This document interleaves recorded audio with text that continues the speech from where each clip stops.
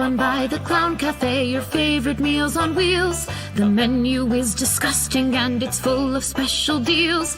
Nothing here is good for you, so grab yourself a tray, 'cause food's a little funny at the Clown Cafe. Drop on by the Clown Cafe. Drop on by the Clown Cafe. Gobble up your order quick before it runs away, 'cause food's a little funny at the Clown Cafe.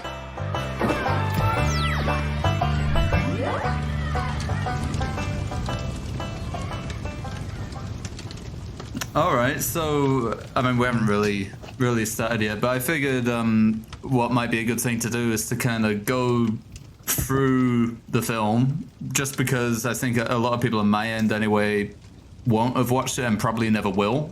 So might be a good idea to go through it, kind of explain sort of what happens, and then when we start referring to bits and pieces of it, it'll make a little bit more sense. How's that sound to you?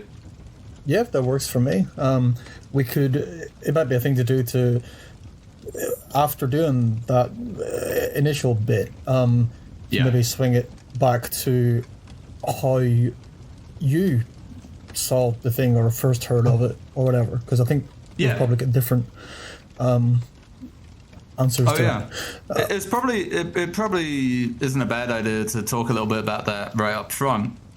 Then kind of go through the film and then talk about how, you know, all the comparative stuff, you know, like the more heady stuff. But first of all, we'll go through it. It's always fun to hear about, you know, killings and that. I'm assuming my entire audience is just those two film fans from League of Gentlemen. Just want to hear about the killings, not too much talking. So yeah, that's kind of who I have in mind. That's who I'm aiming at. So so it'll be like one of those. It'll be like a YouTube review of the latest Friday the 13th box set. It's like number 7. Like one of the kills, like it's like 3 frames longer, but you still can't see the screwdriver real well. We'll consult Blu-ray-review.com for our the slight color grading difference between regions. Well, we can't do that yet because there isn't a Blu-ray of this, as far as I know. No, there's one listed on Amazon. Oh, I'm sure they've got it ready. Well, it says sold out. So I don't, or I did when I looked anyway. That's probably just your man, Damien. Is it Damien Leone, like Sergio Leone, or is it just Leone? Yes. Like an American I think it's Leone. I'm pretty sure it's Leone. I know it's his name, but it's a bit much, and a bit presumptuous. Going around calling yourself a Leone when you're making films. How dare you? Should have changed it. Yeah. Should have changed it to like Damien Lyons or something like that. Damien Lyons. Sounds about right. Damien Humble. Yeah. All right. Well, I don't know. Should we kick this off by kind of introducing who you are? Are you one to use your whole name on the internet? I try not to, fine. But okay. Coming live to you from a bunker in rural Pakistan. Everyone's favorite. I don't know, how would you describe yourself? You're a bit of a not a polymath. What would you? Yeah, what are you? A jack of all trades. I would argue a master of a couple of them. Well, that's very kind of you. Yeah. Yeah, I mean, I suppose. But I mean, I'm increasingly, you know, losing any sense of. Well, for one thing, like so one of the things I get up to is the kind of folksy singer-songwritery stuff. And when I started doing that, there was nobody else with my name. And I didn't even want my name. Now there's like 3 of the cunts, and they're all in the same place. Really? Yeah. And some of them have had to put different. So one has now become. Actually, no, I'm not going to say. But they've been using. On. They've been. Well, one has started calling himself Oran Jonathan, or Oran John McMullen. And another AJ. one calls himself AJ. Yes, yes. The other one calls himself Aaron McMullen Acoustic, which is fine, but you do a bit of that. You're mostly acoustic. Yeah. So I don't know what the issue would be. Is it that I don't want them hearing something of mine and liking it, and then thinking it's this other one of them, or what happens if they hear his stuff or their stuff, and they do like it, and then they find me, and they're like, "Oh man, he only had that one good song. That guy, Aaron McMullen Acoustic. Like, have you heard the rest of his stuff? Is terrible." So, I don't know, one of them might take off, and then you'll end up getting the royalty payments by accident. Well, that would be reasonable. That's a reasonable solution to the problem. Yeah, it's also a thing. Like my first thing properly released came out in the mid-2000s, and so it's quite telling that by now 2 other people with the same name think nothing of swallowing about with the same name. So that tells me that I'm not U2 yet, because nobody is going to call themselves U2 because everyone knows U2, and I should have been U2 by now by rights in my mind, and I'm clearly not, and I don't think it's on, to be honest. That does seem like a remarkable injustice. It's the kind of thing U2 should be bringing our attention to if they could look out the window for 10 minutes, but. I know. Focus on the problems at home, Bono. Yeah. Swanning about in Africa, trying to solve that. No, solve this first. There's a McMullen here who's gone under-recognized. Yes. Needs a light shone on him. Quite right. I don't. There he is, giving his glasses to the Pope. Give the Pope a copy of Aaron McMullen's link to Bandcamp or something. Give him a QR code to look at. Yeah.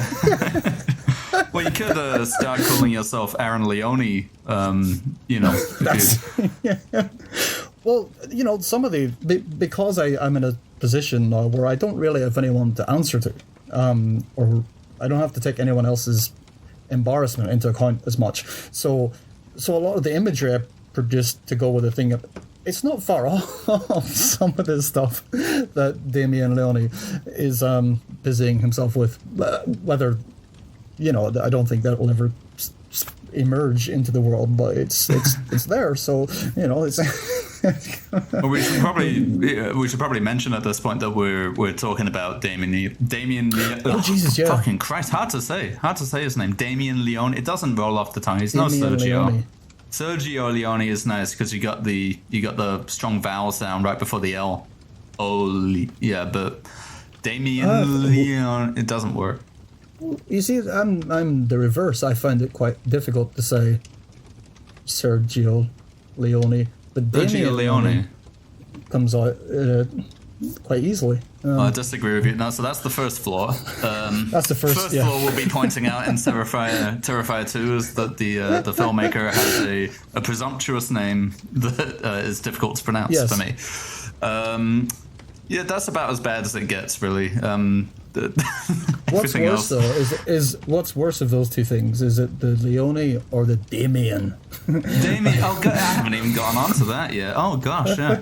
Is that his real name? Do you think? Do you think he was born Damien Leone? Which, there's a name for that phenomenon, isn't there? Where your name somewhat determines what you're going to grow up to be. Well, that is the name.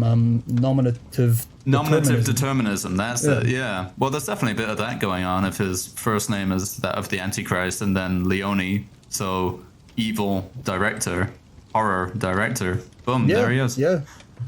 And somewhere in the world, there's a John Clownguts who's like stewing in hatred. He's like, that was my window.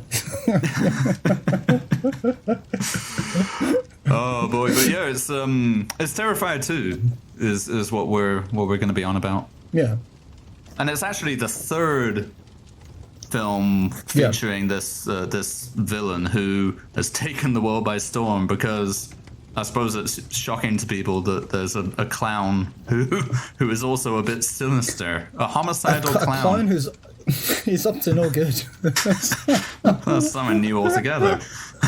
But it's blown people's minds, this Art the Clown. And, I mean, I'm being a bit facetious there. He's quite good, I think. As far as horror villains go, he's good. I like him. He wasn't always played by the same fella, though. That's right. I only learned that fairly recently, because I'd never seen All Hallows Eve until like in the last 48 hours is when I saw that. Oh, you have seen it? See, I still haven't seen that. But that's where he originated, right? That's that. But it's, I mean, he is very, he's not very different, but he is not, I mean, if this performance was the one that carried through, I don't know that it would have grabbed people's, because he doesn't have the, he's not an actor. I did listen to Damien Leone talking about it, and he said that it was one of his mates, and it would have carried on being one of his mates if the mate had wanted to carry on doing it. But he said, "Look, I'm not an actor, and I don't really want to do this." And, I'm better than this. So I'm destined for greater things. No, I just think that would be funnier. Well, well, I don't care what you actually thought. They keep fucking up all over the place. I mean, we're barely 2 minutes down the road, and they've made a right arse of everything.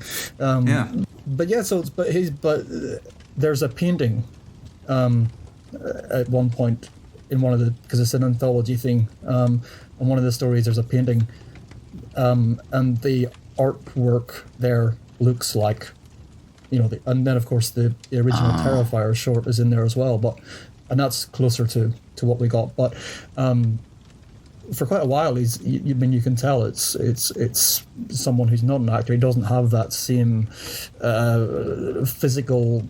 In fact, I don't know if we can suggest there's a world outside of the podcast, but we were talking about Nosferatu not a million years ago. And it's that same kind of, you know, jerky, weird movement kind of thing. Yeah. There's none of that really in the, that's a pity. In the early thing. So the makeup even isn't quite there yet. The mouth isn't quite there. You know, it doesn't have that thing where it looks like his lips have been pulled. Like he's doing a Godsey with his face. It doesn't have that. Yeah. So he definitely came into his own when this new guy took over for the feature Terrifier from 2016, and this guy's called David Howard Thornton.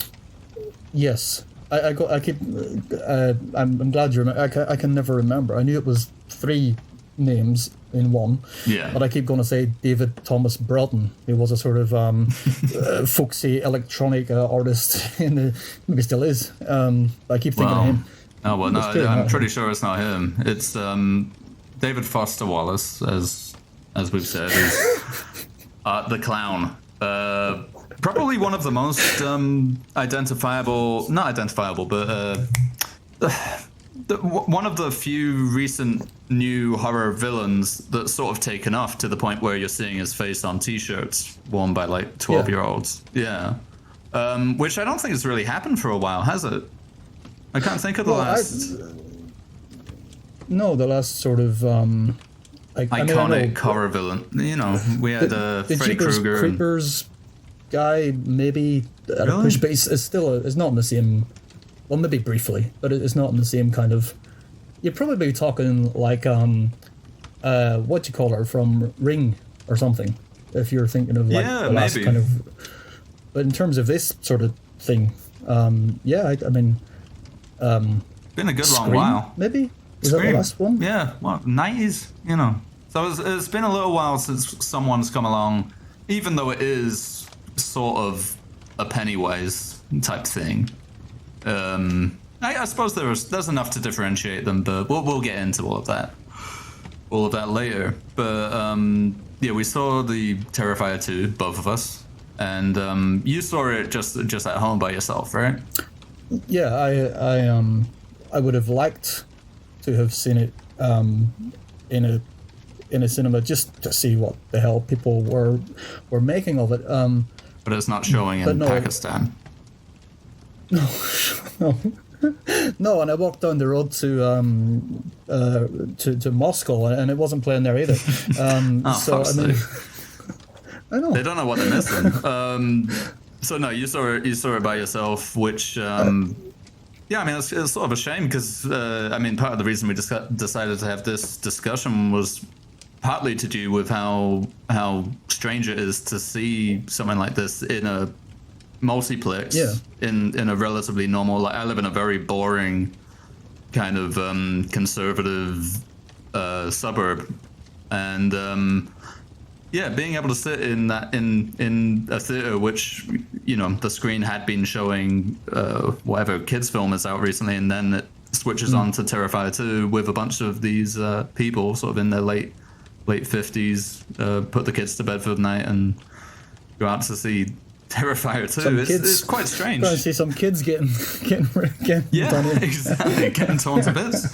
Yeah, it's a little odd, and I'd also been hearing, you know, when this came out. I mean, I'd seen the first one, but I still thought of it as, well, that's something for the, you know, the sort of gore hounds, like horror fans online. It's hasn't really entered the mainstream yet. And then Terrifier 2 comes out, and everyone's talking about it. And, you know, I'm getting the old-fashioned reports of people vomiting and passing out and having heart attacks in the theaters. Yeah. You know, so it made quite an impact, which is pretty impressive for a film that seems to have no studio backing or connections or anything, no big names. To kind of pop up and do as well as it has, that's encouraging. It's nice. It is, and it's nice for a time, I guess, to be, you know, aware of this thing that is supposedly causing these extreme reactions. And for it actually to stand up to that, because, you know, every other week there's some new thing on Netflix that people are passing out because of, or, you know, they've got sick all down their leg because of it, or you know, they're coming out in a rash because they can't stand how scary it is. And these things are always, some of them are fine, but, you know, it's a long time since something that, in fact, you'd have to think back. Well, I would have to think back to something like, not counting the sort of art housey stuff, so Antichrist and things like that. I mean, that was a big deal to see in a cinema. But for real people, I suppose the Passion of the Christ is you'd have to go back that far to find something comparable. Horrible. Where fuck yeah. I think Paranormal Activity had a lot of that kind of hype too, for being so scary that people would, you know, completely going backwards. But I think a lot of that was paid for. It didn't seem particularly authentic, because you watch that film and I don't think anyone's really losing their mind over it. I am the one person then who was. Really? I was fucking petrified of Paranormal Activity. Oh dear. And Blair Witch, those all had that hype, but it's been a while since that's kind of happened, and it's sort of happening here a little bit. Again, I don't know if people actually were vomiting, but people left in the screening I saw after one specific bit that we'll get to later. So I know that that's true. Yeah, so that's something. That's something remarkable enough to sit down and talk about.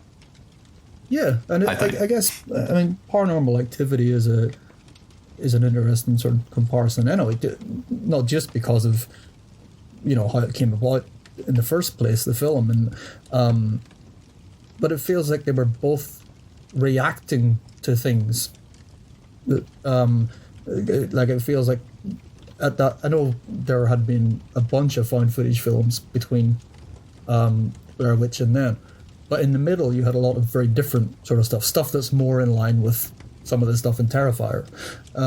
So it felt like it was a kind of, it felt very refreshing to have something that was so minimal and was, you know, was using sound to scare you. You know, bass rumbles and whatnot and all this sort of stuff. And you were having to look about the screen rather than the screen firing everything at you. And I suppose this is something similar in that it feels kind of out of step with what's going on in horror anyway. And again, it's come from nowhere as this stuff goes. Yeah. Although there are a few examples from this year alone. So maybe it's a post-COVID thing. I'm not sure what's going on, but we have X and Barbarian and stuff like that, which is a lot more kind of graphic and splattery than we've been used to with all the quote unquote elevated horror. Things like Midsommar, The Witch, and stuff like that. It Follows. All of these things that were trying to make it a bit more sophisticated, and now it seems like we've almost jumped back, remembering. Oh well, it was fun to throw a bunch of pig guts around and not think about it too much more than that. Well, that is one of the things that keeps getting that people keep saying is that it's a throwback. I'm finding myself sometimes wondering what it's throwing back to. But anyway, we should. Yeah. So do you want to do the the thing? I think we should probably. Yeah, just in case, because I'm assuming that a few people, at least people I know, are the kinds of people who will be aware of its existence and just either never bother to watch it or never want to watch it. I was surprised the amount of people people I know who were talking about it and saying, "Oh, I'll never watch that." I heard about a scene in the first one where he, hacksaws a woman down through her hoo-ha, and that's outrageous and sick and wrong and ban this sick filth. And I'm like, a bit surprised, honestly, that the kind of company I keep would be thinking things like that. And then here I am saying, "Oh, I quite like the first Terrifier. I thought it was all right." And then feeling a bit like a pervert for being on that side of it, wanting to defend it. I don't think the first one or the second one, for that matter, are amazing. I wouldn't rush out to recommend them to anyone, but it's become a bit of a cultural moment, for better or worse. So I think it's worth talking about. And for those people who won't watch it, we might as well just kind of go through it. Now, bear in mind, you don't need. You don't really need to have seen the first one in order to understand this or appreciate this one. In fact, I'm pretty sure I've read people saying that they hadn't seen the first one, but they watched this and had a good time. Yeah, and beyond that also, I've heard people say that not only did they not see the first one beforehand, but they have no intention of watching it afterwards either, even though they really liked this one. Yeah, which I think they're doing themselves a bit of a disservice there, because I think the first one probably, I'm not sure if I can decide whether it's better or not, but it's certainly more concise and a bit more it's a lot tighter. Like, one of the one of the biggest criticisms of this one is that it's probably about an hour too long. At the very least, half an hour too long. Yeah, it's like it's got the T2 disease where you get this really tight, relentless kind of pursuit slasher thing followed by this insanely bloated but I mean I guess in the case of the first T2 with Arnie, it was insanely bloated, but also it had this massive sprawling narrative, which this doesn't really have. A lot of the time, it's bloated by very little. Yes, it's just like trapped wind. I mean, I think, I think we both said to each other at various points that it feels like this.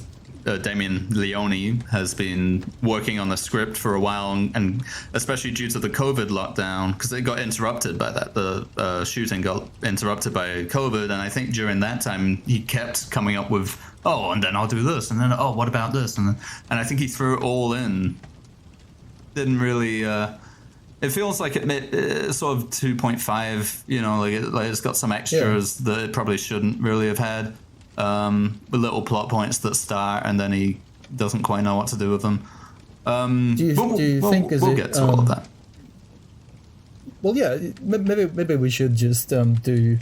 We should just do the thing. What it is, and then we don't, because otherwise it's going to be 3 hours and we'll be like. So anyway, so it's about this clown and.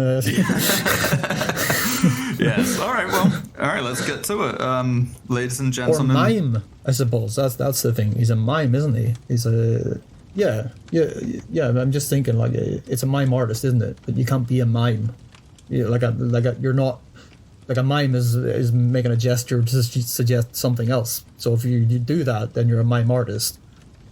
And again, it's something you should bring up. We've got a few things. I'll keep notes of what we should be bringing up when we talk to Damien about his flawed creation. Yes, and make sure he's wearing his heavy coat because he's going to be here for a while. Because we're collecting receipts, as they would say. All right, Terrifier 2 then. It begins. Now, I may be misremembering some of this slightly. I looked at the synopsis to try and refresh my memory of what happens when, but basically we start where Terrifier 1 ends, which is him having been ostensibly killed at the end of Terrifier 1. He is then suddenly resurrected and goes apeshit on his coroner, the person who's doing the autopsy, and kills him. That's more or less how Terrifier 1 ends, I think. Now, I don't know if it's ever specified how he resurrects. Like, he seems to be more or less mortal in the first one until the end. Yes. And then when I read an interview with Mr. Leone, he says he's resurrected by an unknown entity. And I don't think that's made clear in the film until this one. No. I think it's that kind of I suppose it's like how in the original Halloween, most of the time Michael Myers behaves like a human. Yeah. Until he doesn't. But when he doesn't, it doesn't. You don't care why he doesn't. It just makes sense. It makes sense, and so. Yeah, I am fine with that. By the way, I'm fine with that. With art being supernatural. I mean, by now we know for sure that he is, and throughout the second one we know for sure he is. I guess my question was he always though? Like in the first one, was he from the start, or was he just a bloke who then got killed and now he's been resurrected and is acting in service of some kind of entity? Because there is something to suggest that a bit later on. But so much of it, like I'm struggling to remember it in terms of this scene followed this, because it had this hazy kind of fuzzy dream sort of logic, and things seem to have significance, but I'm struggling to think what the significance was, like this magic sword. And oh god, yeah. Somehow well, that's coming up later, but yeah, there's a lot going on with this magic sword. I think generally, I don't know that anything can be traced back very far. Like as in this happened because of this thing that happened over here. It seems to be establishing a kind of lore, or acting as if we should be kind of familiar with this lore of this character and then this family. But it does sort of just dump it on you a little bit, which is fine. Which is, I don't mind. So it begins with him waking up from the dead and going apeshit on this coroner. So that's the first scene of this movie, is him. I guess if you hadn't seen the ending of the last one, it might be a bit odd to just have a clown suddenly attacking a morgue worker. Although then again, remembering the ending of the first one, I think it's kind of fair enough, because that coroner seemed like a bit of a dick.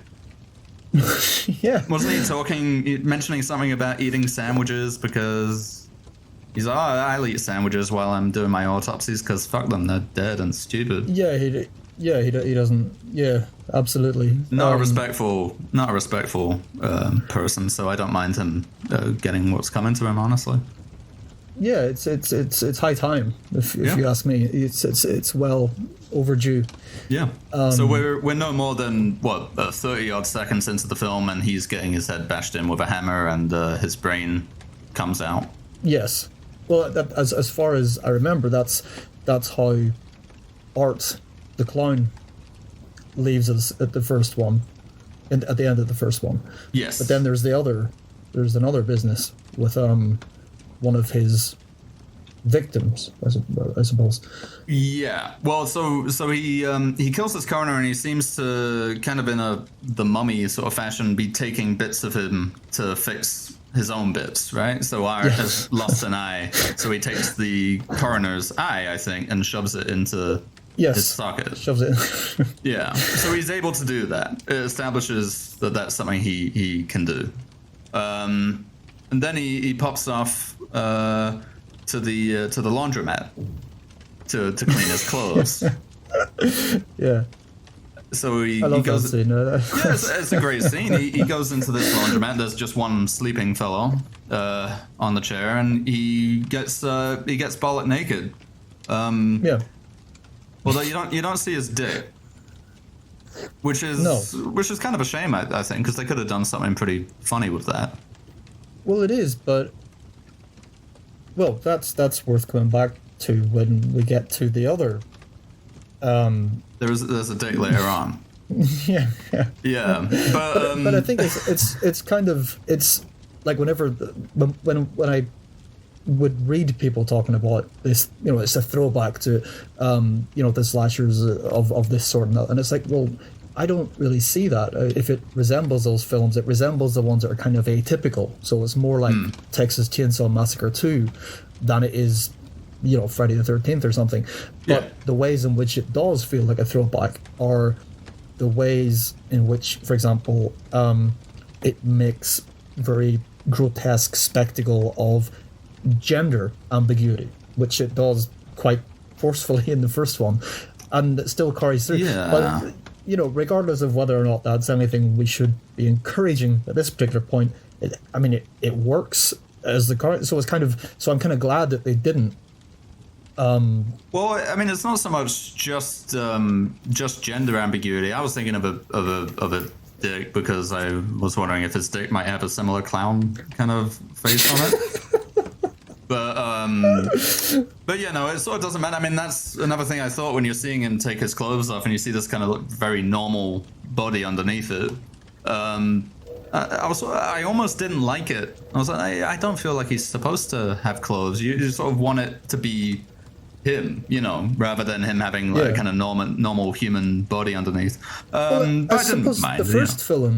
The first film starts with him putting on makeup and stuff. With him putting on stuff, yeah. Yeah. But in this one, I remember the shot of him pulling the gloves on.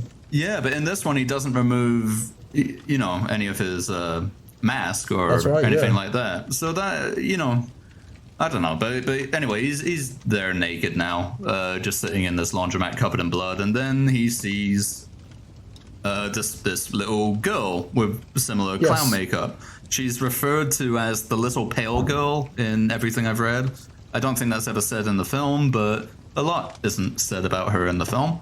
But she's sitting over there looking all creepy. I think she looks great, actually. I think that's a good looking creature.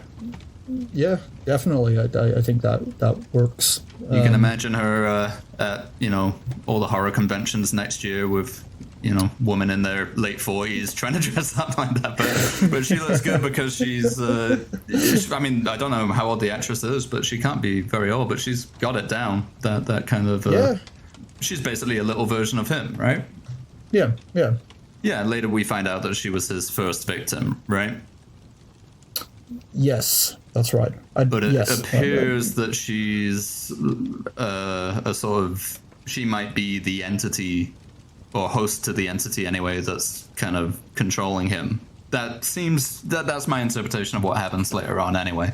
But for now, sorry, I'm getting ahead of myself. For now, she's sitting in the laundromat and she does a shit. A watery... shit is what there's no other way of describing it, really. It just full on shits all over the floor. It was inside in some state, and it comes spilling out. It comes spilling out, and he laughs at that. And he's amused. He's amused by that. I was amused too. It's a solid way to start off your film. We're no more than 2 or 3 minutes into the film, and we've had a brain being bashed in, eyes gouged out, and a little girl, a naked clown, and a little girl doing a big shit on the floor. Yes. So, it starts off promisingly, is what I'm saying. It does. I'm just wondering, as this goes on, how many registers are we appearing on? with every minute that passes, we're showing up somewhere else. Somewhere else is saying, these two will not be allowed in this space. Well, I've just got myself banned from every horror convention for making fun of most of its attendees. But anyway, she does. They're not paying attention. They're too busy trying to get this bladder thing that they've made out of a fucking hot water bottle they can and shit. So they can can shit at the horror convention. I see. Yeah. Oh God, I hope that doesn't become. That's not the most identifiable thing about her, that she does this shit. But I do feel a bit bad for the actress, in her presumably first screen role, and she's introduced by doing a shit. By that. Well, the thing about the horror convention ones is they do shit. And lots of them will refuse to shit anywhere else. So by the time they save it up. They save it up. Yeah, I've heard ones talking. I've heard them talking about it in hushed tones. They start tilting as the year goes on, and they're sort of, by the end, their heads down at their feet, and ready to unleash. Yeah, as soon as they know Robert Englund is within like 3 miles of them, then things start happening.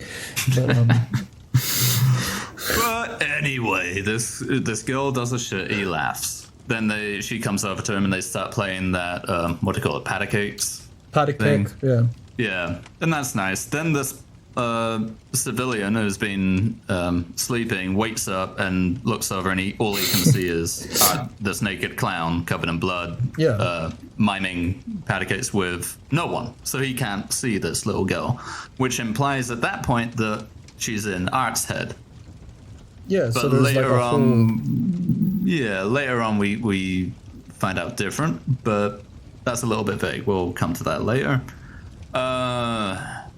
It's like there's layers of supernatural-ish stuff and psychological stuff, and everyone seems to have their own sphere, including him. Including the villain. That's right. A little muddy, but we'll get there. We haven't even got to the credits yet. The opening credits.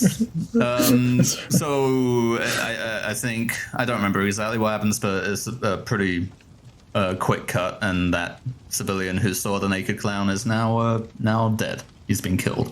Yes. Credits. Yeah. Opening credits. Here's what you're in for. Terrifier 2. And it's a 80s style credit sequence. Yes. That's one thing that I... Well, see, that noise you just made, that's the noise that I also make when the first one started, and it's got a similar kind of, maybe more early 80s, late 70s even, maybe feel to some of it. Yeah. But yeah, I did the same thing. I was like, here we go. Again with this thing. But then I was pleasantly surprised because it didn't really lean into that all that much. Certainly not as much as I read people saying that it did. It's here and there. But yeah, so we're. But there's an 80s credit sequence, and here we are, and then we are introduced to the, I suppose, the victim family, the central family to this tale. Which features a teenage daughter, probably around 18 or so, a younger brother called Jonathan, who's like an archetypical weirdo kid, right? Yes. He's the kind of kid who people are worried about. Well, we'll get to that in a little bit. I just learned today that he is played by that kid who does interviews with metal bands on YouTube. On YouTube. Yeah, I've seen him. He's like a kid who interviews like Corpse Grinder from Cannibal Corpse. I think the channel's called Little Punk People or something like that. Wow, well, it makes sense, I suppose. That's a little claim to fame. He's a little older now, but that's him. And then the mom, who, she's really given it her all. That actress, I really admire it. and then their dad is dead. I don't think we find out straight away why he's dead, but he is dead. And this girl, the daughter, is the main character, I suppose, and she's making a costume that's sort of like a almost Wonder Woman type breastplate with wings on the back of it. Yeah, it's like Xena warrior princess. Yeah. If the mythology was Judeo-Christian instead of wherever I can't remember what mythology Greek, Xena. surely. Yes. Yeah. Well. Yeah. It must have been. So it's got a kind of archangel sort of look to it a bit. Yes. And she says, I don't know if she says it at this point or later, but she says, this is a costume my dad drew of me. Like, drew a character with in this costume, and it was supposed to be me. Yeah. And I'm thinking to myself, especially when you see it later, I'm thinking like, all right, Dad, it's a bit odd, like to draw your daughter in this very buxom, revealing costume. Yeah, maybe he's dead, as in, he's dead. Okay, he's dead. That's it. He's dead. Well, the mom doesn't seem especially bothered. Yeah, the mom doesn't seem especially bothered with him being gone. Like, the younger brother mentions him all the time, and the mom's like, "Oh, for fuck's sake, Jonathan, shut up about that. He's gone." Maybe maybe that was because he kept drawing his daughter with her tits out. Yeah, I don't know. But it was a bit. He got exiled from the family. He's gone. He's dead to us. Let's put it that way. As far as we're concerned, he bothers the earth no more. Yeah, but it's actually there's a detail in the anthology film, All Hallows Eve. The middle story, I say story. The thing that happens second has this painting of Art the Clown. Although it's covered with a sheet for a while. But it opens with the lady, I don't know if it's his wife or whatever. But she's on the phone to someone and she's saying about how, he got up and he made this painting. And it's going to be part of the exhibition, but he doesn't know where it came from. He just woke up with this image of this clown, and now this painting is here. So I would doubt there's any link between the two things, but clearly that idea is something that he. Yeah, because a bit later on, we find out that their dead dad has been drawing things like Art the Clown, and I think he's drawn tits again, because you see he's drawn the vagina killing from the first one. That's right. Drawn in his book. So he's drawing tits, he's drawing clowns, and he's drawing his daughter in a very revealing outfit. He's drawing attention to himself in ways that I think he should really be. Well, luckily he is dead, and yes. But yeah, so they have this this relatively normal dysfunctional family. The daughter's 18; she's on the cusp of womanhood. The brother is a little psycho. He's going on, and he wants to dress as Art the Clown for Halloween, which the daughter finds very distasteful because Art the Clown killed 9 people last year. Don't you know? But at this point, the mom just couldn't give a shit. She just goes, "Oh no, it's fine. It's fine." Yeah. Like, "Oh yeah, so that was normal. Yeah, it's totally normal for my little kid to be wanting to dress up like a homicidal clown that struck last year." I don't think that would really be on. That's whatever. Oh yeah, here we go. He's making us watch the Marion Dora trilogy again for our family movie night. It's just a thing. It's just a thing. These things come and go. It's TikTok, and it's last it was Pennywise, and before that it was now it's No Limits 9/11, Fun. and now it's yeah. Leave your brother alone. He's posting on Ogrish again. But she doesn't seem to care at this point. Whereas the daughter is very, a little bit Mary Whitehouse about it as well. She's like, "Oh God, he's such a freak. Look at this freak." Meanwhile, she's making a costume for herself that I don't know. I mean, her dad drew it for her. So anyway, that's their family. That's their family dynamic at this point. And they seem to be quite well off as well. I guess families always are in these things. Yeah, most horror movie families tend to live in like a nice big 2-story house, at least. Yeah. Pretty well off. So Dad didn't leave them in the lurch. Presumably he made a lot of money with his drawings. Well, there was probably a laundromat somewhere. Maybe the one at the start. Maybe that's what it is. The laundromat was being used to launder this money, which is why Art shows up there with this wee girl at the start, because that's what they're saying. It's like, yeah, it's all making sense now to me. It's starting to come together. So as far as I remember, that all happens. We get introduced. The mom's swearing. You know, she's like someone out of Fleabag, and she's swearing. She's swigging wine, and she's a little bit at odds with the rest of the film, which I quite like. She's quite full on. I appreciate that anyway. She's not a passive, docile, mother character who can't be asked with any of it. She's sort of going, oh, for fuck's sake, kids. That's actually... You're annoying. I don't think I recognized that for how kind of refreshing it is. She's got more to do than most horror movie parents, unless the movie is about the parent, like, your Babadooks or your Rings or whatever, yeah. Yeah. But she's got a bit more to do. I quite liked her. And then I think from pretty soon after that, the daughter's going, stop going on about Art the Clown, you weirdo. And then she goes to sleep and has a dream instantly about clowns. Yes.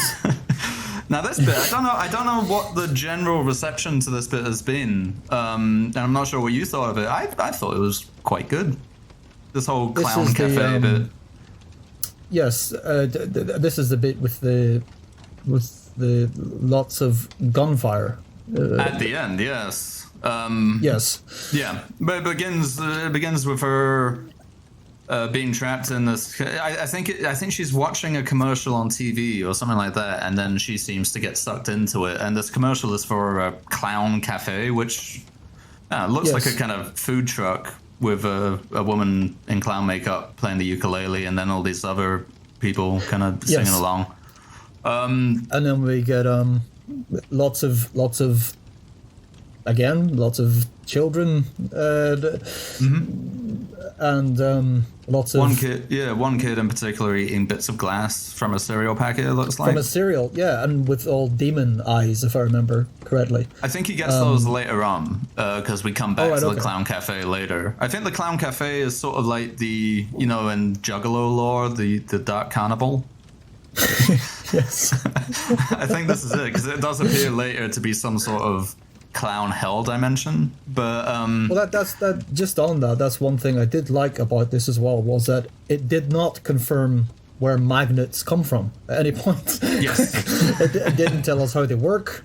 No. It barely even mentioned magnets at all. So there were times when when a lesser film would have done. But yes, the clown cafe bit. I by that point, to be honest, I was feeling like, because this is something for when we sort of circle round again. But strap in, folks. We got a lot more to do. I did not know what the hell to make of the kind of talk surrounding this film, because that I was reading or hearing, because it made no sense to me, because I was judging what I was hearing against what I saw in the first film. So by this point in the second one, I was like, all right, okay. Well, I understand this. Yes, this is ludicrously tasteless, and it's like it's being gleefully, it's whatever taboo it can get hold of. It's going to have its fun with in very. So what you're referring to here is the bit where he shoots everyone up? Yeah. Yeah. When that happened, I was like, okay, well that was actually, I get why people would talk about this film in this way if this is what we're dealing with, because on paper this is, but as well, happens she's in this this clown cafe thing. Just to explain how that comes about, she's in this clown cafe thing. They're all talking about art as if he's some sort of celebrity. Then he appears, kind of waving, doing silly things, and being a clown for a bit, and then all of a sudden whips out a Tommy gun and shoots everyone. Which, you know, seeing this at a cinema in America on Halloween Eve. Yeah, that's uncomfortable because we get quite a lot of that sort of thing going on. That's something. Too much, I would say. I would say too much. We get too much of that, and it's got a bit out of hand, I think.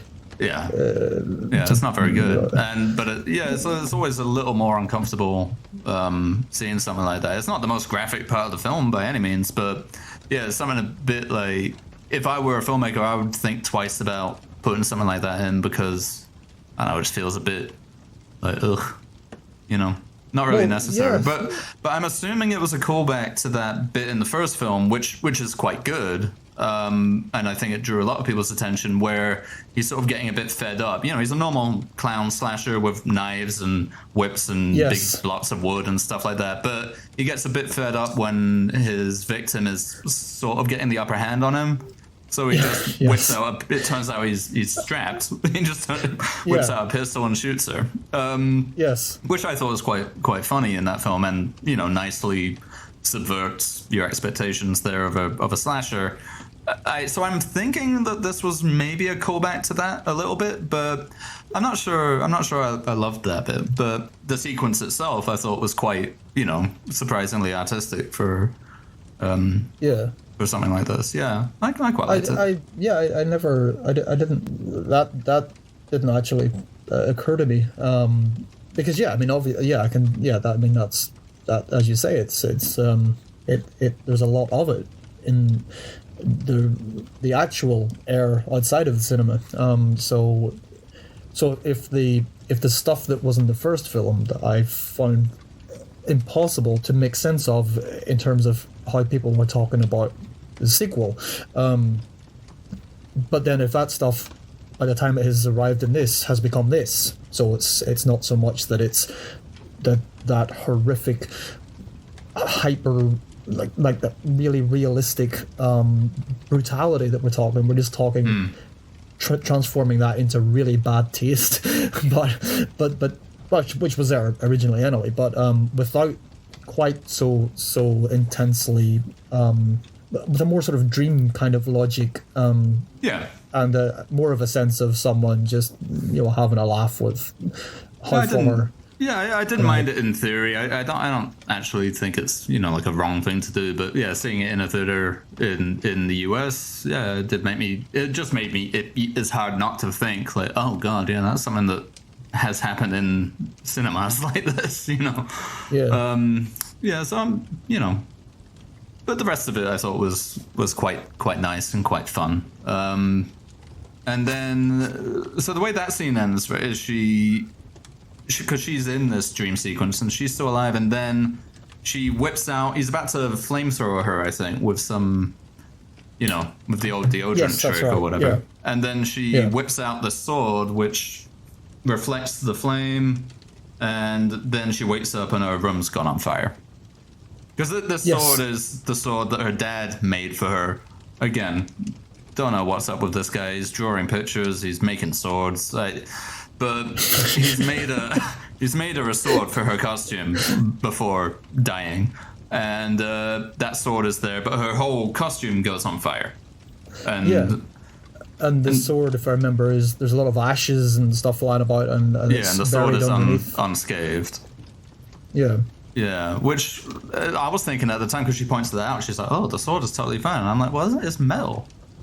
It wouldn't be affected by fire that much, would it?" Yeah. But maybe I just don't know. It didn't surprise me that it was fine. I didn't think there was anything magical about it. Well, no, because the other thing is her dad was a perfectionist in all areas. Well, of course, it's. He didn't manage to make her this costume though. He made the sword, but he couldn't make the little fairy wings. Anywho, So she wakes up and her mum comes in and she's like, "Oh, for fuck's sake, you've only gone and set the room on fire. You stupid fucking... I don't know what to do with you." Yeah. What's a mother to do? Yeah. Yeah. Meanwhile, so... Jonathan's asphyxie wanking to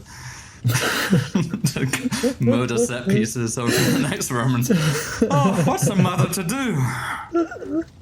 She's setting the room on fire with her magic sword, but then the mum's just exasperated. She just sort of goes, "Oh, fine, I'll sleep on the couch. You sleep in my room then." And that's the end of that. That's as much. That's about as much as you get from that. But we get what we're told is that the sword might be powerful somehow, or have some kind of magical properties. Yeah. Then I think the next thing that happens is they go to school the next day. So you got a nice horror movie high school scene. The weird kid Jonathan. I know, the sister's going on about him being a total freak, but gosh, he met his fucking friends. Yeah, they're a handful. They're all because he goes up to see them, and he's like, "Hi guys," and they're like, "Hey, look at this," and they're like poking and bullying this dead opossum.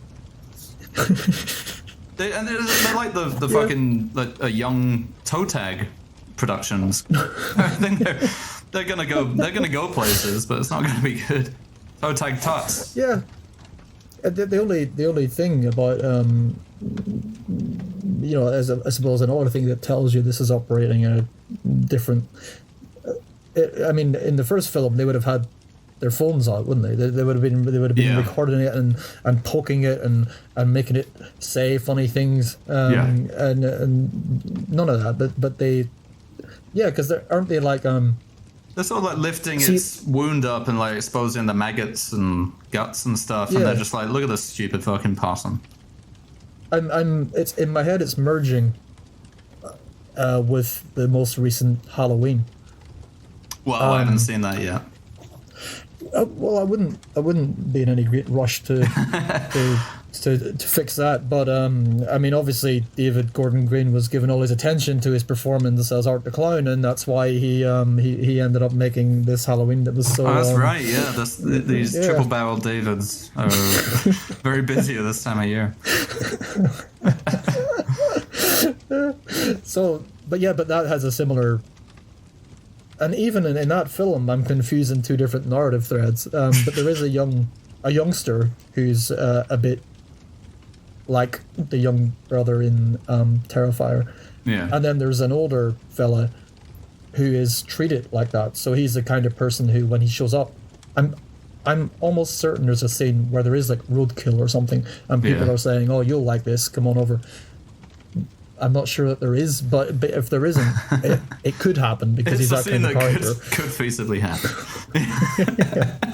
But it does happen here. So he sort of wanders over, and they all are shoving at this dead opossum, and presumably they went on to become the Three Guys One Hammer folks. I mean, that's pretty disturbing. Like, I remember like coming across roadkill or whatever, but you'd all be like, "Oh, I don't want to go near it. Do you want to go near it?" But whereas they're like getting right in there with a stick, fucking horrible little bastards. Yeah. And then they try and make some girl look at it. They're like trying to. They're like, "Oh, hey, whatever your name is, Linda, come over, have a look at this," and she's like, "Oh, that's disgusting." And they're like, "No, it's good." Whatever. I don't know. Something wrong with him. No, it's not Jonathan who's the problem. It's these fucking Fred Vogel and crew. Anyway, but that's only there to set up something that happens in, I think, the next scene.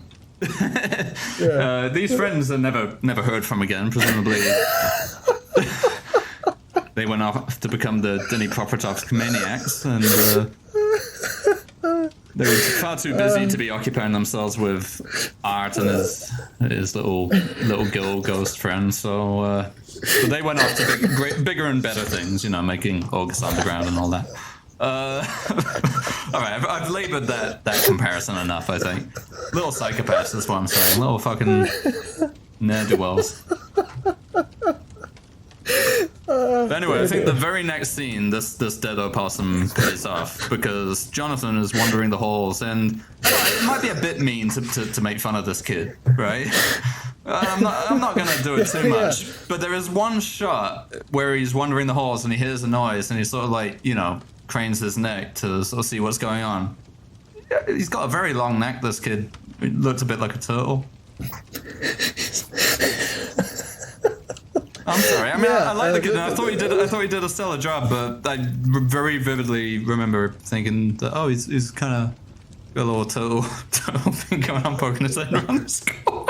It's because he's been hanging from the wardrobe all morning, because he was watching. Well, he needs someone while he's doing his morning routine of watching his friends' home movies. A bit of an asphyxie wanks to penance, their final entry in the August Underground series. Anyway, so he's craning his neck around this corner, as you do, and then he sees Art the clown and his little girl mate playing with this dead opossum, like ripping its guts out and all of that. And he's horrified by this. He sees that and he's absolutely horrified. And it's like, mate, your fucking mates are the ones who found this and were poking at it in the first place. Why is what this clown's doing into it any more horrifying? I'm assuming he's horrified because this clown is supposed to be dead and killed 9 people. Well, maybe this is one of those.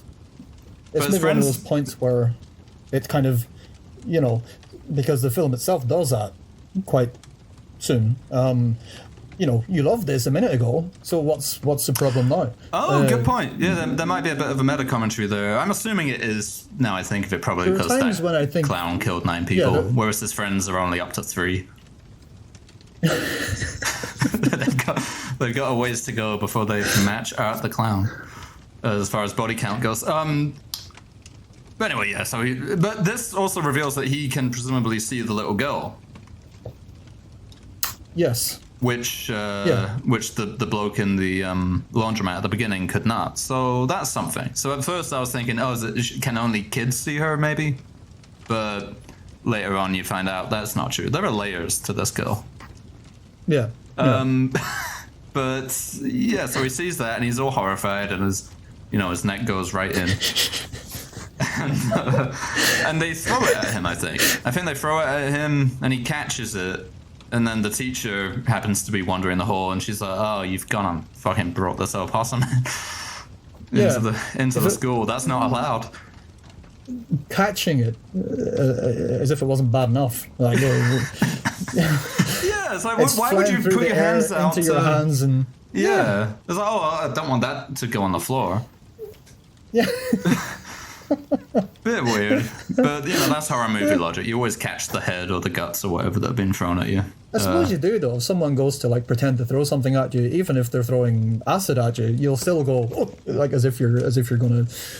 I better catch it. Yeah, no, there is a scene later on where bleach gets thrown at someone, and they do indeed take a break from screaming to. No, I'm kidding. Anyway, to try and catch it. It's one of the themes. If Stephen King wrote this, that would be the message.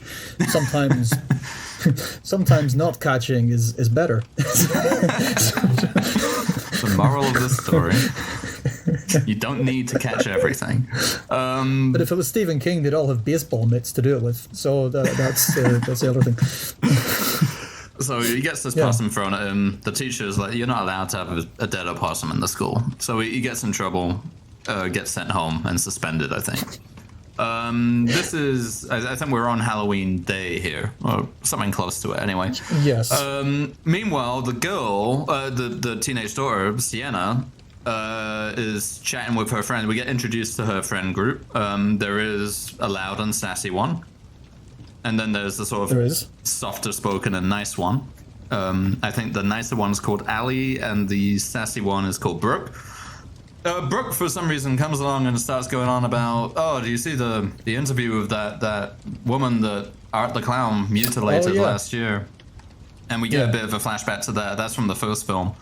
This woman with her face all eaten off. So she starts going on about that, kind of unbidden, and Sienna has a weird kind of panic attack reaction to it. Presumably because she saw Art the clown in her clown cafe dream, and it hits a bit closer to home now. I don't know, but that's what happens. Yeah, it's in Nightmare on Elm Street. It would do that ding ding ding ding. Yeah. Except it would do it in the right key and the right tune, but they would do that. Something like that might happen. Yeah. So she has this big panic attack, and then that's kind of the end of that bit. Because then I think pretty straight away from there, it cuts to then going to this costume store, because she needs to replace the wings for her Halloween costume that got set on fire. So she's she's in a costume store, and who should she fucking bump into but Art the clown? Just there. Typical fucking clown in a costume store. And she's instantly, kind of afraid because of it. Keeps trying to avoid him. He keeps popping up, honking a horn at her. Or this is one bit where he's sort of putting sunglasses on. Isn't it the kind of joke sunglasses rack? And she turns away and turns back, and he's got a different pair on. He's got different, yeah. I thought that was quite good. Yeah. I liked it. It's the kind of thing my daughter might do. I was like, all right, that's good. I enjoyed this. Or it's the kind of thing. It's like in T3 of the T's from the James Cameron T's. Yeah. There's a similar gag in that at the start when the Terminator's putting on the glasses and you expect it to be like in the last film, but the joke is they're silly. They're silly. I remember glasses. That. Yes. Yeah, it's good, and it goes on for a very long time. I think he goes for about 5 or 6 different pairs of glasses with her looking away, then cutting back, and he's got a different pair on, and it's you like get your money's worth. Yeah, it's like that Stuart Lee shill bottle shit bottle thing where it starts off funny, then it becomes annoying, then it becomes funny again. Yes. Yeah, that happens, and she's all bothered by it, and he's acting a bit menacing, but then she manages to leave, and he doesn't follow her at this point. Instead, he decides to turn his attention to the very begrudging costume shop worker who really doesn't seem to want to be there. No, and for someone in a costume shop, he's very hostile to the idea of people who are in costumes. Putting on costumes. Yeah, he's like, oh, sir, would you please stop putting on those glasses? I said, well, what are you for then? Yeah, and he brings up, he tries to buy, he does that cool thing where it's like, something's going to go wrong because he locks the door and turns the sign from open to close. And then Art goes up to him trying to buy a horn. Now at this point, I wish what's going to happen, right? When he locks the door and what's going to happen. I don't think we needed to see this one really. This particular kill. I think they just hadn't had one for a while, so they sort of needed to put one in. But I wish we hadn't seen it. Why do you wish? Did you wish because is it because the scene's too long, or is it a reaction to what they actually show, or? Yeah, a bit of both. First of all, I think so. What happened, long and short of it, is he kills the costume store employee, and then there's a gag a bit later where the store is closed, and some parents with their kids looking in, going, "No, it's closed," and Art the Clown is standing among the displays, holding the costume shop owner's head, so he looks like a prop. Yeah. And I thought, but that's quite good. But you don't need the bit where you actually see the guy getting killed. I think it would be far more effective to cut from him locking the door and what's going to happen. And my main reason for that is, first of all, it just didn't look very good, that whole bit where he sort of cuts his head off and sort of stamps on it. Yeah, it just didn't look all that great. And I felt, that costume shop owner, granted, no one really deserves what's coming to them in this film, but that costume shop owner he seemed like he was having a bad day to begin with. Yeah, he had things going on. Like, if you can't be on top form all the time. It's like, I know. It just seemed a bit like, okay, here we go. It felt a bit perfunctory, that bit. Like that killing scene. I was like, all right, we have to put one in. Let's get the fake head out. It's also one of the reasons why I felt like a sort of false sense of security. Because as you say, that scene, compared to the stuff in the first, maybe it's because of how it's lit, maybe the effect is actually no better or worse. It's just lit differently. But so I was like, okay, so this is how this is going to go. So it's going to look like that, which is quite different to how it looked before. So this again, I can understand this. This makes sense. I can see why people are.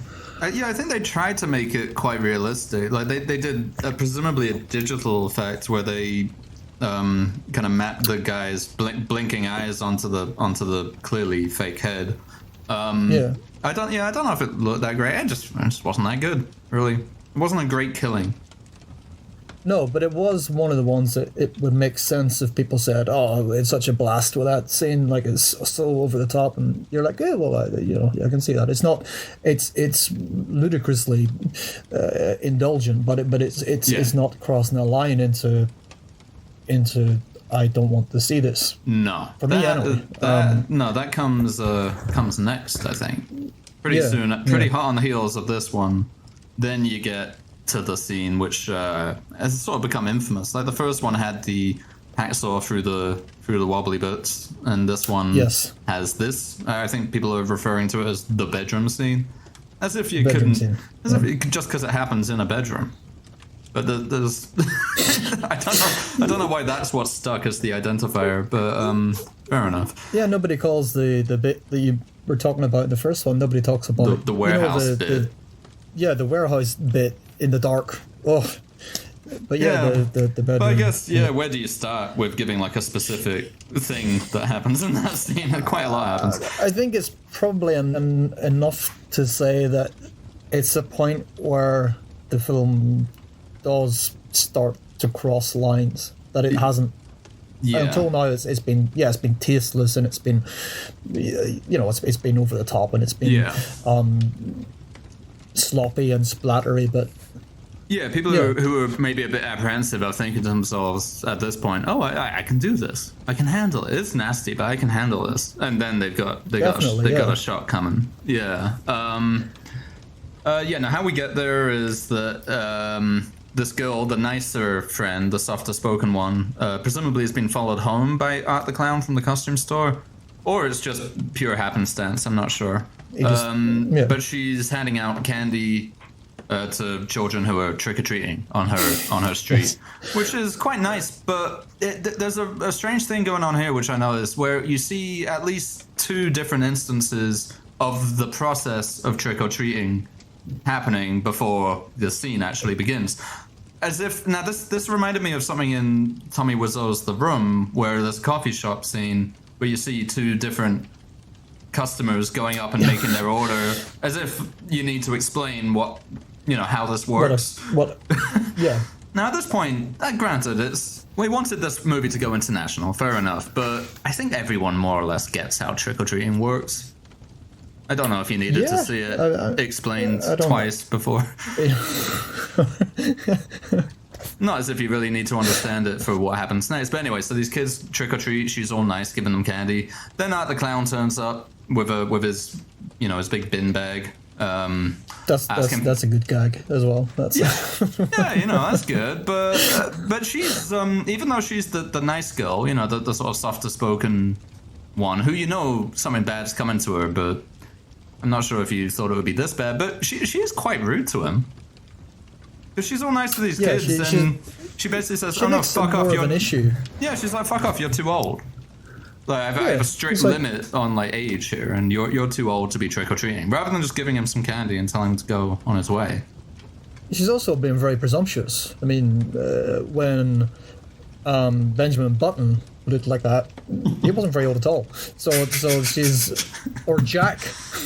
Exactly, it could have been Jack. Yeah. Yeah, so honestly, she's in the wrong here, at least for now. Not saying she deserves what's coming to her because of it, but you can see why she made his book of brutalities to come. You can see why she's in there. Yes, and those brutalities come almost instantly after his slide. I think she finally does relent and sort of throws some candy at him and goes, "All right, be gone with you, fuck off, creep." And that's right. Yep. And then she goes back into the house, and horror of horrors, surprises of surprises. He's in there now. He's broken in, And Yes. he chases her up to her bedroom, and this is when the bedroom scene begins in earnest. And God, I don't know where to start with that.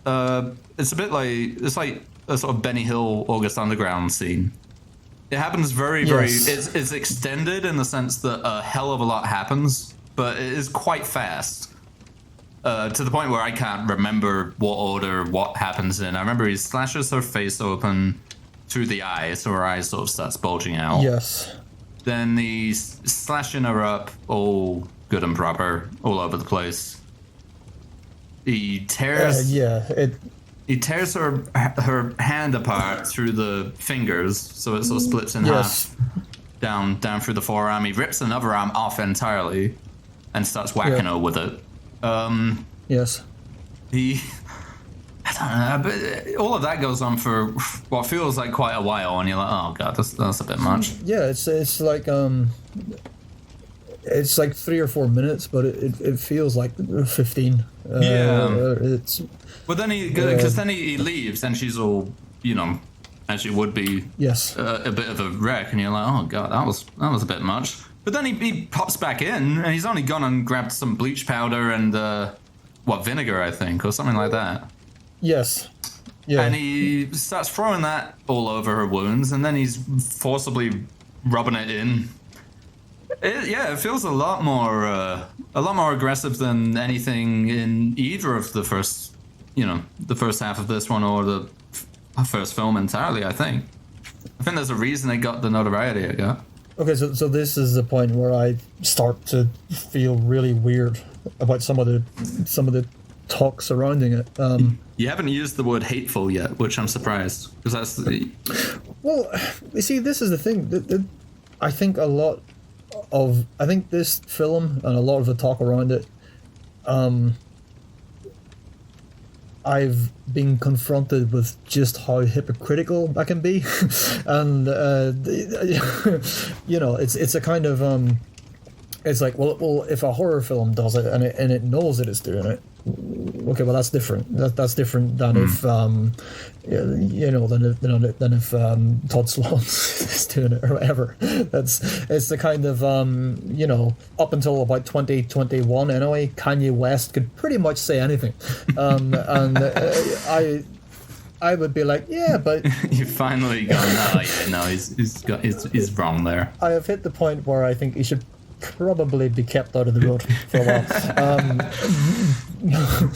But prior to that, I mean, things that if some sort of strumming, fringy arsehole like myself was to say, a fraction of what Kanye would say in an average kind of, just a kind of a sort of medium strength Kanye say, and they'd said it once, I would never listen to them again.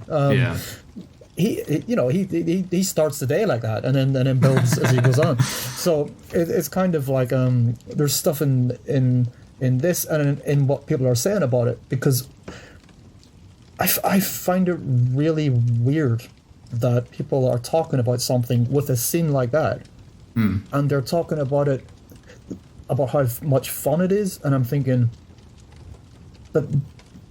And then I'm thinking, well, was I having fun? Because I was definitely, I felt it, and I was energized by it, and I enjoyed being provoked and angered even, and upset in that way, and it was exciting to have that going on.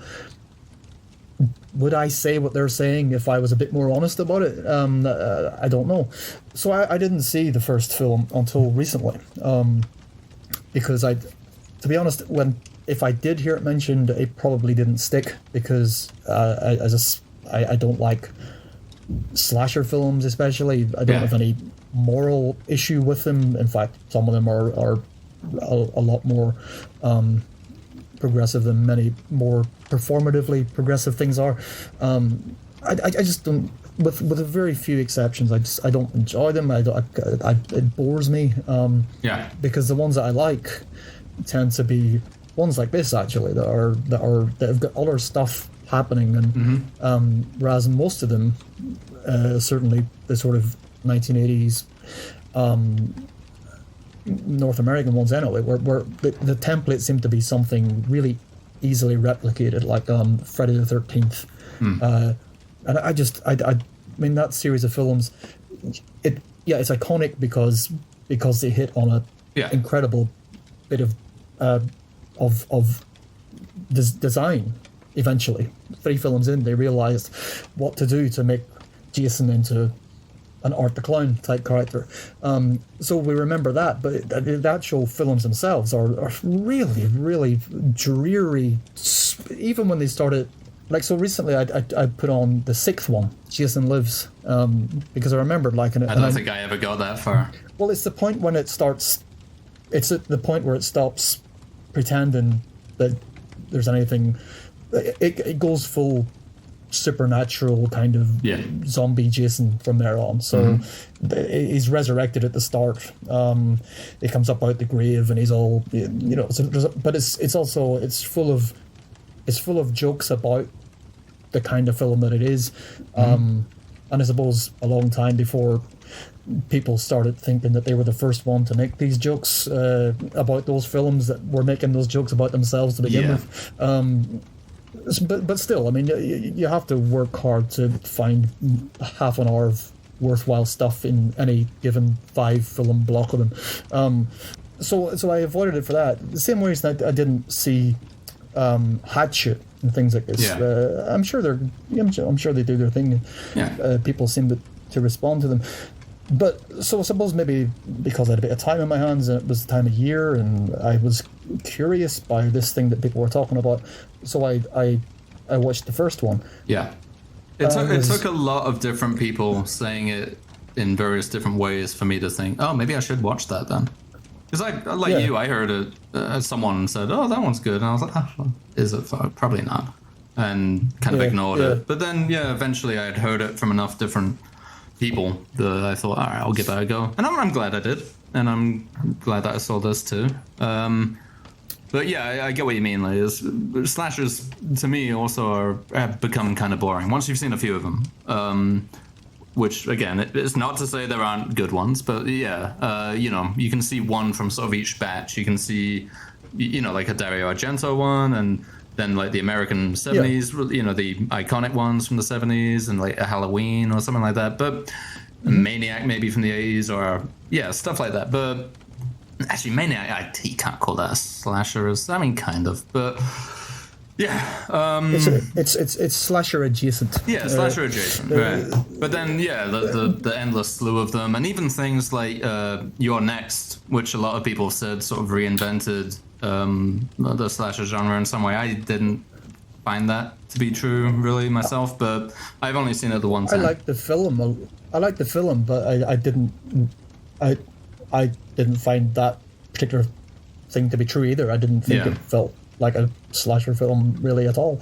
Right. I mean, it's interesting because Halloween is one of the very few of the ones that that most people will be aware of that is actually really creepy and really eerie. Yeah. In a way that isn't far removed from how the first Terrifier was really creepy. But so when people would say, it's a throwback to the and I'm like, so I was watching it and I was like, fuck it, like Jesus Christ, like this, like what is this throwing back to? Because no film was like this back then. Like if you think about it, when people talked about The Burning or something, it was one shot they would be talking about. Yeah. Oh, and you see his fingers come off, like for a second. Like in no way is it comparable to something like this. And not only that, but the violence is so sickeningly. Like there are bits when I was feeling like what he'd done, and I wouldn't be surprised if he did, if he had live leak on one side of the screen and then he's designing his thing on the other, and he's just going through frame by frame like there was a video in the early 2000s or whenever file sharing was at the point where people were sharing this kind of stuff, and there was a video of a soldier. A rebel soldier. Chechen soldier with the head on the foot on his head. I think unfortunately a lot of us saw that. Well, that's what I was seeing in in Terrifier, and I was like, but I couldn't understand why nobody was saying, fucking hell. Like, because this isn't... Because I think what I started to get a wee bit more panicky about even was... So we're at a time now where something like this, the stars have aligned, and it's at the point where, people are watching things at home, and studios are releasing big films straight to their services, where this sort of stuff is right beside it. So there's a sort of, I know you have to work hard to get noticed, but you can be noticed, and you're right there, you're in the same space. And then if it's playing in cinemas, well, that's a mainstream sort of space where people kind of know what's going to happen. So if they hear about this horror film, and it's really intense and it's really full on, and it's it's a real, it's a buzz to get through it. They're still aware that they are going to see that in a cinema, and there is an unspoken agreement between the films that you see in those kind of spaces and the audience who goes to see them. So yes, it might be full on, and it might be, way more graphic than you've seen before. But a combination of the talk, which is how much fun it is, and the fact that it's playing in this space, you don't think there's any chance that you're actually going to be damaged or harmed by it. And I think that if you stumble onto something like Terrifier, not knowing that is what you're going to get, I think it could potentially really fuck you up, because it's not Evil Dead type stuff. It's not even Evil Dead remake type stuff. It's something else. But there's a degree of fidelity, I suppose, to genuine atrocity footage and things like that makes that really, really, really hard to watch, even if the shots, set against something else that's maybe more, got more stuff flying about the place. What's there is I think infinitely more distressing for that reason, because when you see those videos and stuff, like, people do behave in weird ways, and they do take on this kind of rubbery texture, and they do, but usually filmmakers don't go there, or if they do, it's briefly. It's kind of the cliche now is it's in everything from I won't name the recent film it's in, but it's in Halloween 2, the Rob Zombie one, and it's in Once Upon a Time in Hollywood, the smash in the face in from Irreversible, I suppose. Irreversible, Pan's Labyrinth, that a bit, yeah, with the bottle, yeah. So that stuff I think is uncomfortable. But this is something that is, that's what you're there for. I don't know. It just seemed really strange that people were talking about it the way they were, and nobody seemed to think it was weird or.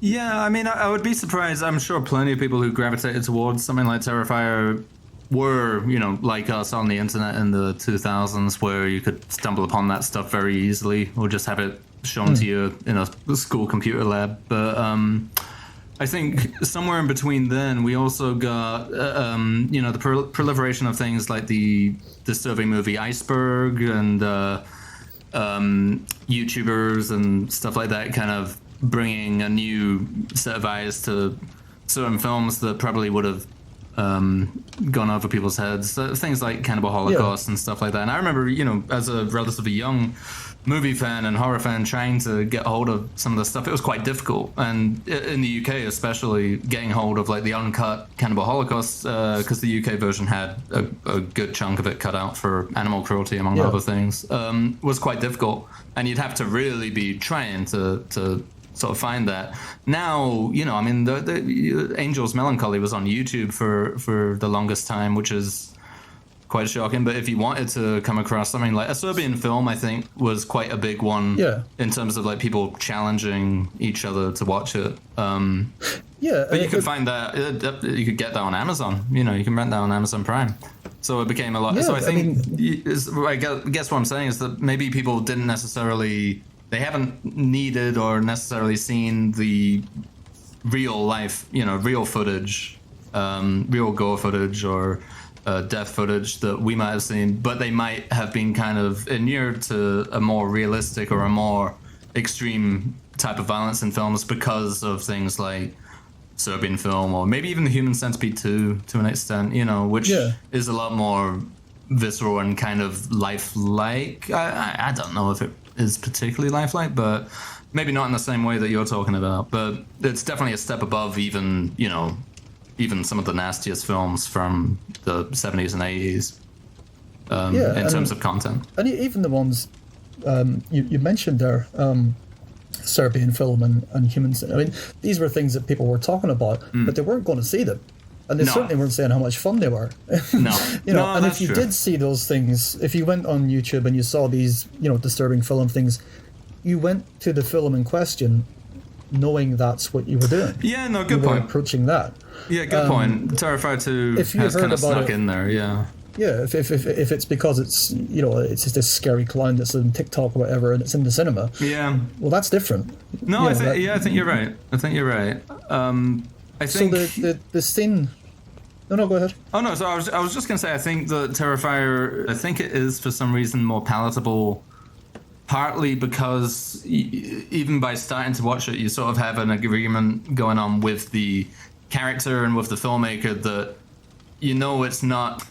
it's not as, I don't want to say not as sincere, but there is something slightly jokey and surreal to it to begin with, which it does make it more jarring when you get these like really graphic scenes and really kind of realistic scenes turning up.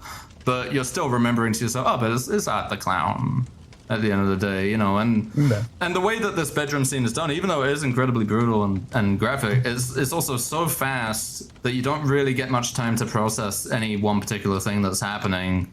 And even though it is realistic to an extent, it's also quite cartoony, him ripping an arm off with his bare hands, and it could, I'm sure some TikToker has put yakety sax under it already, and that will be doing the rounds. If he hasn't, then I will. I'll get plenty of views for that, I'm sure. I mean,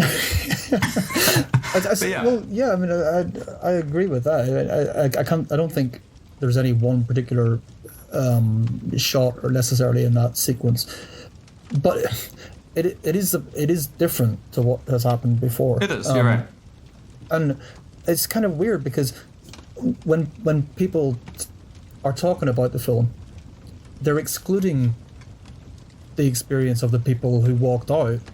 They're including that as part of your experience. So you'll go to see it, and there'll be people walking out, like as if that's part of it. Yeah, right? That did happen to me, as I said. Some teenagers in front of me walked out after that. Yeah, and that's. I mean, everyone gets a wee bit of a buzz from that, from people getting up and leaving and stuff. But then what you wonder is, well, why did that make them leave? And I guess as well, how long were they thinking they wanted to leave, but because they're in public, because they don't want to be making a scene, they don't want to be feeling like people are... So maybe they were there for a lot longer than they actually wanted to be in the first place. My guess is it was, in their case, it was probably one of them wanted to leave and they were on dates, so they all sort of had to go. Yeah, so they all go. I mean, that scene does things that I think make you really uncomfortable. There's something in the performance which is, there is a sense of collusion. Okay, so you've come this far, so come on, now we're going to this.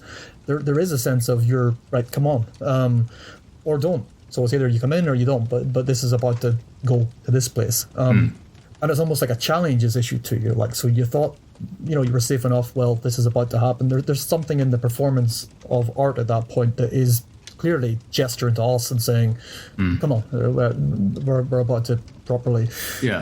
And I suppose narratively it happens at around the same point that the hacksaw vagina scene in the first one happens. Yeah. So it seems like that's right. He obviously, Mr. Leone knew that scene had gained some notoriety and obviously figured he had to one-up it. I will say this. I will say this. I'm glad that there was, for the most part in the entire movie, he doesn't bother doing like sexual violence, really. No, which he could that would very easily have done, and that would have made it feel okay. This is just gross now, a bit grim. Yeah, that's probably again part of why, I guess part of why people are happy enough to talk about it the way they are, because it doesn't have that. Because, I think if it did, it would be a very different story. Yeah. Yeah, I get a bit weirded out when people talk about the first Evil Dead sometimes, because Because of your tree, but yeah. Yeah, because I mean it's that turns it into something else, and as far as I know, Sam Raimi even came to regret including that bit. But regardless, in one of the things when I was reading through this, I didn't read very much from Damien Leone, because I think sometimes the last person who can tell you anything useful about a given film is the person whose name is on it. Yes. Because there's often quite a gulf between what they think they've done and what they have done, or whatever. But so he was talking about this. So I spent quite a long time looking at real death footage, I suppose, and photographs. A few years You had back. a reason to do it, by the way. I had a reason for doing it. I was doing my thesis, and it was I was looking at Mondo film, and I was looking at death tape compilations, and quite a while into that, I saw a photograph of one of Jack the Ripper's victims. Mary Kelly, is it? I can't remember. It may well be. I can't remember which one it was. The one where she's completely eviscerated and lying on a bed. Yes, on the bed. Yeah. Yeah. Ironically, I mean that. Damien Leone, you've heard this? Yeah, that's. That was his inspiration Yeah, for that one bit. Yeah. That was his. So, I mean that's one of those images where it's kind of like when you see a comedy from the 1920s and you're really finding it funny, and you're like, wow, I didn't know stuff that old could make me laugh like that. And it's like you wouldn't. It's like I kind of felt like that with that photograph. It's like, Jesus Christ, right. like there's no sense of historical distance there. I mean that's right here. And then he said that he was looking through. The Damien Leone said he saw this photograph, and he thought, what would Art the Clown have to do to get somebody into that state? So working backwards, reverse engineered it, yeah. And that is maybe what everyone's doing who's making stuff like this, and maybe they just don't have. Maybe he's just more honest than other people. Yeah. I find that really fucked. like you've taken this image of what is like that, like it's horrific. It's one of those things that just won't leave you. Right. And it's like you saw in that. How could I make a clown do this? What would an audience love for this? Yeah. I mean that's. I suppose though I don't know. You know that probably is somewhat the thinking behind violent movies in the first place. You know, I mean, similar process anyway. It's based on reality. So yeah. I don't know if you can single him out for that, but I don't. I mean, that's the thing. I mean, I think he's maybe just saying things that other people maybe wouldn't, but that doesn't mean maybe that he's doing anything different. But I still think the film is different in those ways to a lot of stuff that would be. I mean, it's a bit of a. Whenever slasher films get talked about or whatever, I mean, somebody necessarily has to mention misogyny and things like this at some point. Even though the slasher films, I don't think necessarily the ones that most people think about, I don't think they were. But so this it's something that he's been asked, and he's and the actor as well. I heard him, and he said, well, no, because Art the Clown hates everybody, and so he treats everybody the same way. But he clearly doesn't. So All Hallows Eve, which I watched. So basically that. So we had the short film, which was called Terrifier also, and it's basically a woman encounters Art the Clown in a sort of, I suppose, a gas station type situation at night. And so that's so the person who was putting this anthology together wanted to make basically VHS but cheaper, and he saw this on YouTube, and he got in touch, and he said, I love that clown, so can I use that, and I'll get a couple of other directors. And then Damien Leone apparently said, well, look, I've got a couple other things lying about. If you let me, I mean, I can do that for you, and then that can be that. And that but became it's Hallows clearly, Eve, right? Yeah. So I mean, it's so transparently the case that it's selling that character for future, because the whole way through it. Yeah. Like, so it's this. These kids are in the house with an older woman. I don't know if she's a babysitter or she's their mum, or I can't remember. But the young guy's got a videotape. Somebody left this videotape in his trick-or-treat bag or something like this. And so she puts it on, and you see then the three. And so the first one is a short film that starts with the Art the Clown character in some sort of public space that's empty, like a bus waiting area kind of place. And then she's taken away, he disappears, and she's taken away by these demons, and Satan appears, and there's all this unpleasantness, and it ends with her clothes being ripped off, and then it goes back to the people who are watching it.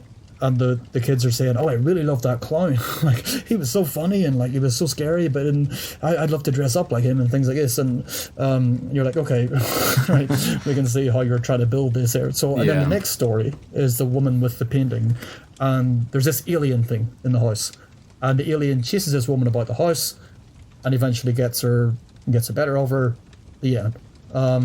Then the Terrifier thing starts, and there's this woman, and she's being pursued by this thing. And Art the Clown follows her, and the various Terrifier type stuff happens, and it concludes. There's a point where, well, it's not the conclusion, but there's a point where she drives into a tree, and when she wakes up, her arms are removed, her legs are removed, and Art the Clown is sort of giggling that thing he does, and she's got slut and bitch and pig and cunt written in her, and there's a shot from high above where she's naked, with this stuff written on her and no arms and legs, and it's like, well, clearly that, that argument, oh well, he treats everybody the same, doesn't apply there. Because he wouldn't do that to one of his male victims. He wouldn't use those words because it wouldn't make sense. And also, you had free reign to do whatever you wanted with these characters that you've created to showcase in these short films. And they all tell the same story. And it's a story about a woman is chased around by a big Satan, or a big alien, or a big psychopath clown. And what happens? Well, he chases her around, and then Satan rapes her, or the alien drags her off somewhere. We don't know what happens, or the clown cuts her arms and legs off and writes cunt and bitch into her. And it's like, you could have done anything you wanted, and that's as far as your imagination went. Yeah. And then that can't help but sort of hang over a bit whenever you realise, or when you're watching Terrifier 2.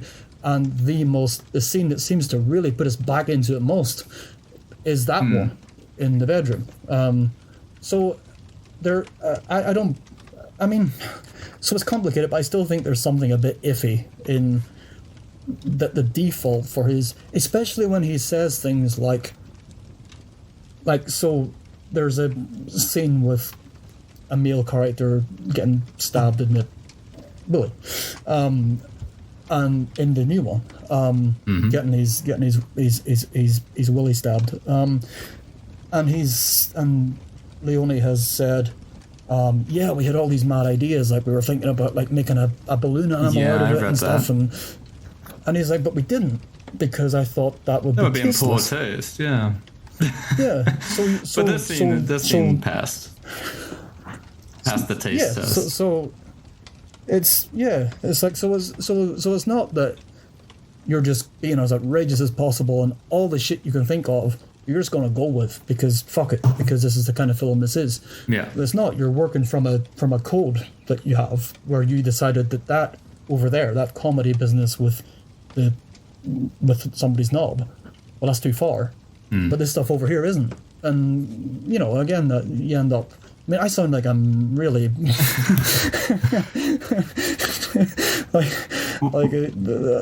it does undercut it in the scene. I think it cuts to, you know, in this teenage girl's bedroom. It cuts to she's got this big sign that says #blessed, even though she's had the worst luck of anyone in the entire film so far. So I think that they're clearly trying to lighten it up a little bit, and I think it's presented in a way where it's so fast and over the top that it's almost like something you might see in Family Guy to an extent, but obviously it's it's pretty full on. And yeah, I mean, I went harder there than I really meant to. Like, I'm not as down on it as that suggests, but I think it's difficult sometimes, and it should be. I suppose it should be.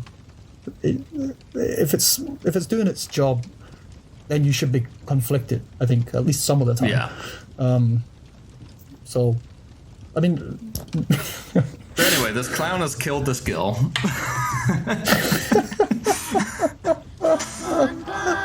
By the Clown Cafe. Drop on by the Clown Cafe. The grub is downright gruesome, but your appetite's obey. 'Cause food's a little funny